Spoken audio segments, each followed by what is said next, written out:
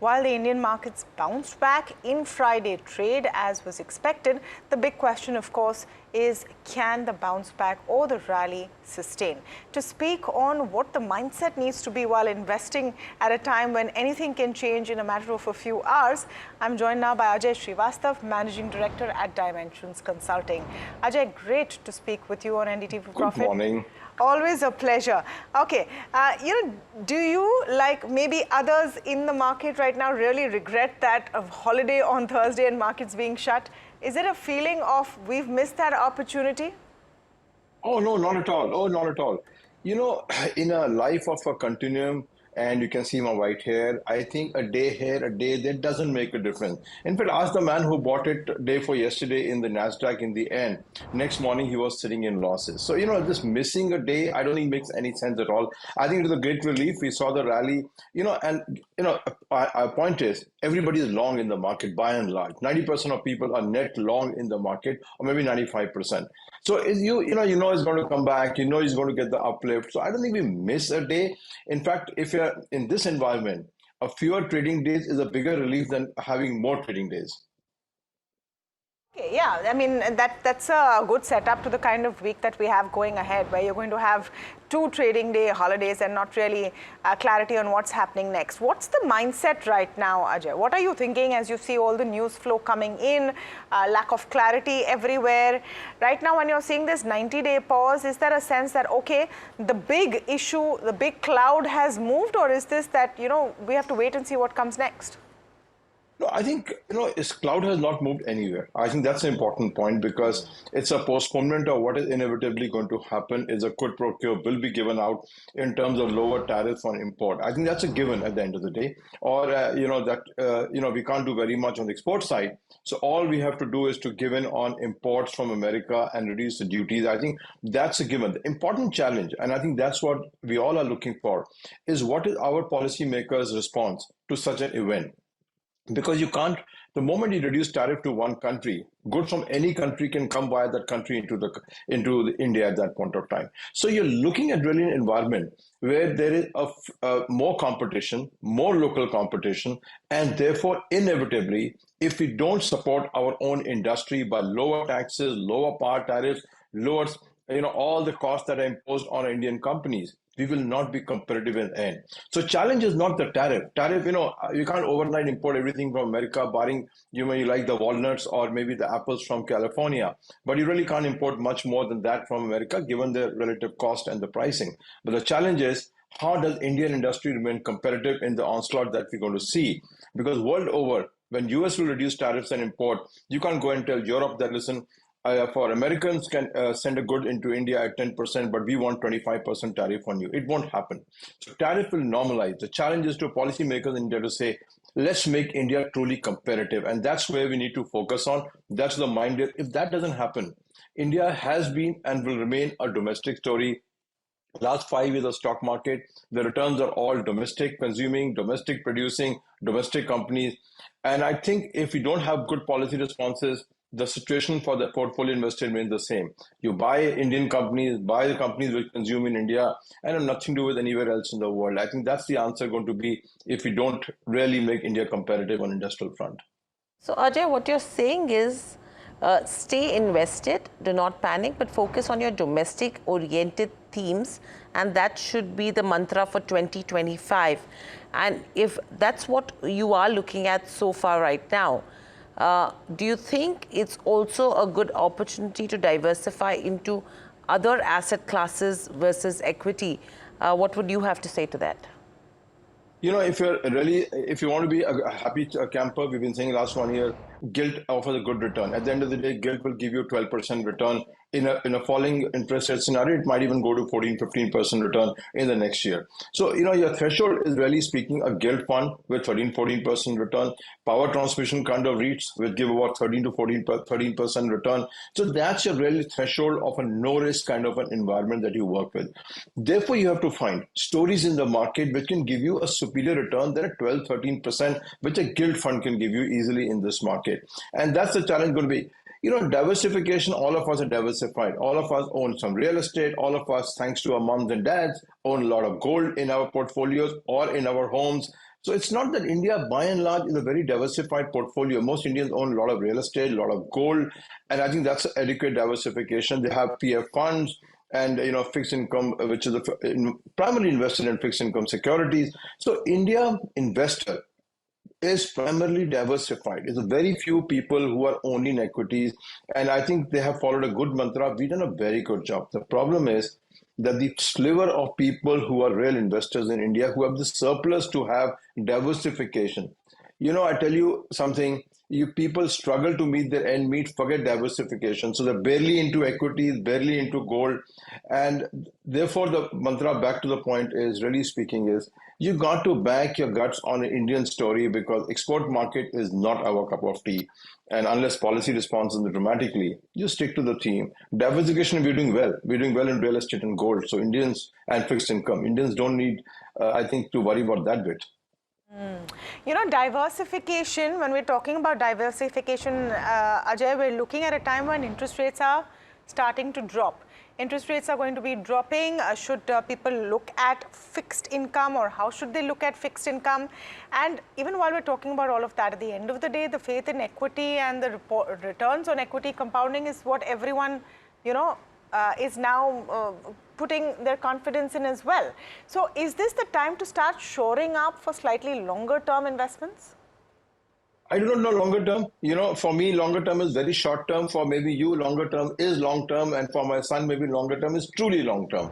So I'm not sure each of us fall in different brackets of long term. But if the answer is, how do you play the falling interest game? As I mentioned, gilt funds offer you the best way to play this game because you will get the capital gain apart from 5%, 6%, 7% interest that the coupon comes with in the fund. So I think the best way to play the game of falling interest rate is the gilt fund, in my view. That's the best place to be in.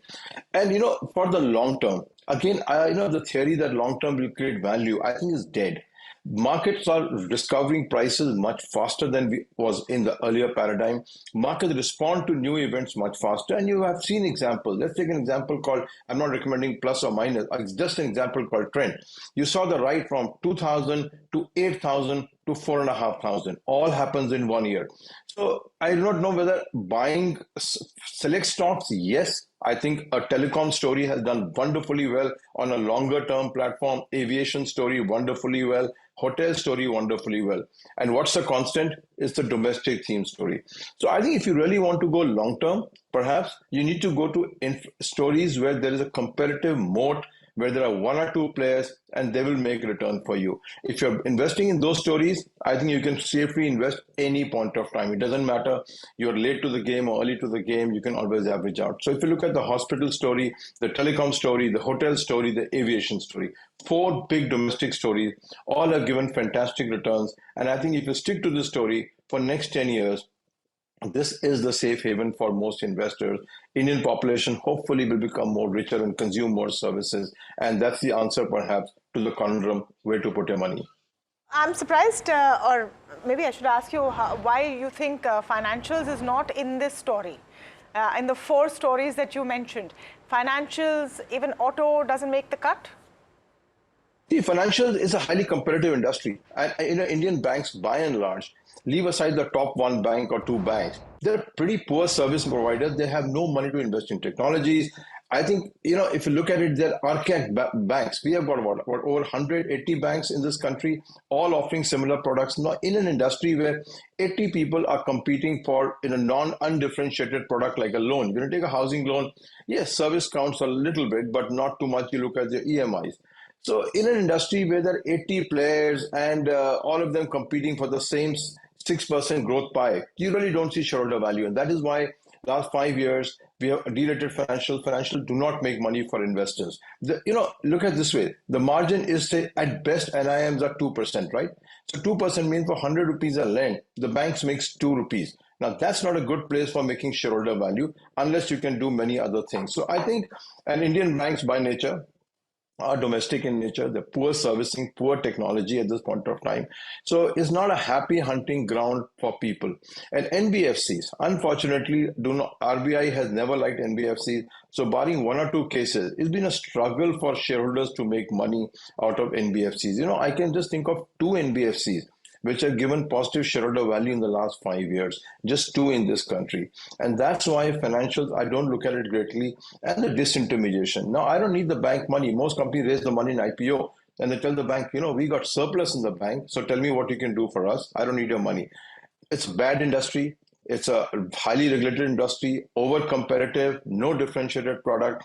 So compared to any of the four segments that we discussed, I think this is perhaps the least performing, will become the least performing as it has been in the last decade. So that's with regards to your financials. Ajay, how are you looking at the new consumer tech companies? Because, that has been, I mean, usually when you look at the Indian markets, you always see a cycle of some 10 to 15 years.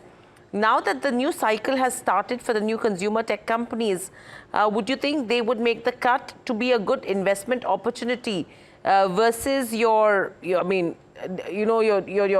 Tiscos and the others of the world? Tisco, did you say Tisco? That is a dinosaur. I don't think anybody invests in a Tisco at this point. I'm sorry, Tata Steel, please apologize, but you don't go and invest in a Tisco if you're investing for the next generation. Come on. You got to look at America saying what made money for people there. Steel did it? No, it did not. So, these are dinosaur investment, if you ask me. We don't should look at these companies. That's why I said the themes are where value addition is happening and where Indians are consuming. And, consumer tech, there's nowhere to go but to order a Blinkit or a Zomato or whatever. I'm not saying go buy the stock. But at the end of the day, you are using the products day in and day out. So look at a 10-year horizon. I think that's the way to look at these companies. And says India is where it is today, and I look at our population. There's a long runway for these companies. Are they expensive? Of course, they're very expensive stocks with barely any earnings in sight. Do they have a great potential? Phenomenal potential. So the answer really lies is patiently accumulate, look at every correction, but not to be in those companies is going to be the biggest sin you can make in this decade. Is that new age companies came in, new technology came in. I order my food every day online, but I don't want to own the stock. I don't use steel every day, but I want to own a steel stock. Doesn't sound logical to me. So my advice always is consumer tech is here to stay. These are going to be big monopolies. Please invest, use every correction, invest. Yes, they're not cheap. Therefore, returns might be subdued for some time, but you can ignore them at your peril and look like a dinosaur maybe 10 years down the line with a portfolio of steel and cement. So, I think steel makers will argue that yes, we use steel in some way or the other in our everyday lives. But so what's our Max 7? You gave the United States example. What's our Nvidia, Meta? What's our Max 7 right now looking like from an Indian perspective? You are rubbing it in. Unfortunately, we have our own Indian mega, as I told you. We have our own stories of telecom. I think telecom has been a great story for the stock at this point of time. Hospitals, I think it's going to be a great story for the next decade or so because government doesn't have money to spend on healthcare. Where do you go? We are aging. We are having all kinds of diseases. So I think hospital will become a good alpha generating. So telecom will become the second. Aviation, we are all aware of the story. It's a duopoly at this point of time. Fantastic story. Hotels, be cautious. I think it has been a good story. It may remain a good story for 1 year. But again, what's happening to the banks? Overcapacity is building. Everybody wants to announce 500 hotels. Now, who's going to stay in those 500 hotels? Accor comes 500, Hilton comes 500, Taj is 500, ITC is 500. Hello, guys, calm down. So I think hotel story has run a good piece, may run for 1 more year, but I think we'll take a breather in the next 12 to 14 months because capacity is building up. So unfortunately, if you ask me pinpoint a story, yeah, we have a great stories in consumer tech, like the insurance company. I'm not recommending it. I hold it for disclosure. I think it's a great story. You can't build this franchise overnight. So consumer tech is our Max 7, if you ask me. Hospital will become a de-glamorized version of Max 7 at this point of time. And as I said, there are so many smaller stories coming in the market, which is amazing. People who are doing chemical-free products, chemical-free cosmetics. People are doing food products, which are coming out of, challenging the big majors. The smaller players coming into specialized niche healthcare kind of segment, health wellness segment, I think will be India's Max 7 because we can export them, we can make them cheap, and they are required by everybody in the world. Ajay, when you talk of smaller units or smaller segments as well, let's talk about the capital market related companies. How are you looking at them? I'm not asking you for names, but taking the way markets are panning out at this current point in time, from a stock exchange to your mutual fund related companies to your exchanges, what would your view be? I think you have to be in exchanges. I think at the end of the day, it's as simple as that. We are, okay, for disclosure, we are in both exchanges invested. You have to be in exchanges because that's the only way. India doesn't allow the way it's happened in the US, where you can open a private exchange, do a private clearing of stocks. You know, we are a highly regulated country. So at the end of the day, monopoly is two major stock exchanges. You can't escape it. So if you want to buy or sell in India, you got to go through these two stocks. So it's a no-brainer to see that if you are invested in India, and if your capital market will be integral, you got to be in the stock exchanges. It's a no-brainer at the end of the day. Mutual fund processing companies, as you rightly said, no-brainer, because okay, it may have its pauses. Just now we saw, just like all things in the world, one day we feel euphoric, the valuation went up, second it came down, it'll catch up eventually. But we have to understand that the mutual fund servicing companies have a technology problem, because sooner or later, the technology might move ahead of them. They may not be required. That's why for a dollar to dollar, I would prefer to invest it in stock exchanges rather than any other capital market servicing company, because all of them could be made redundant by technology in the next decade or so. So if your capital market allocation, it has to go into one place: stock exchange, stock exchange, stock exchange, nowhere else. And I doubt it, regulatory wise, we'll have a third stock exchange in this country for a long time. Even though BSE has taken such a long time to come up. So third is impossible. So duopoly, regulated, you have to go via it. No better recipe for shareholder value than our stock exchanges. Everything else, I think, is going to be subpar compared to this one segment. Ajay, what is the view or advice for the good old mutual fund investor? The person who is diligently putting in their SIPs right now and saying that over the long term, it all works out for them? You know, as I said, it's a diversification. It's not about whether you should or should not. You can't plan your life without equities at the end of the day, full stop. You know, if you want to remain a happy life, and you will find there will be phases where you will make less returns. There'll be phases you make more returns. I think losing your nerve at this point of time is perhaps less than optimal. What we do advise to people is that if you are collecting corpus for an event like your daughter's marriage, buying a house, or son's education abroad, those kind of funds need to be booked profits into. You can't wait endlessly that I'll wait till my child is 18 years old and then I will do it. That's where you need to keep diversifying and booking profits. Apart from that, I think important is the theme. Are you diversified in a mutual fund theme? Are you still sticking to the large cap? Because they will give you the worst return possible even in the next decade. Large cap fund will give you the worst returns among all mutual funds. You don't want to invest there. Are you diversified into whether it's Hong Kong, HDF, or it is China, or it is US? I think those are the questions which a mutual fund person should ask. That where am I invested in? Have I got healthcare funds? Have I got US funds? Have I got Hong Kong fund into it one? And have got China money invested in there? Then we just diversify a lot better and keep away from this popular dynamic called large cap. Large cap come into large cap category once all the price discovery has happened. They are slowed down. That's why Nifty 50 doesn't give you the return compared to Nifty Next 50. Now you got to be Nifty Next 50, not in Nifty 50 for a bang on the buck. You want to put in Nifty fund, might as well put in gilt. I'm telling you, you'll make a better return this year than large cap fund.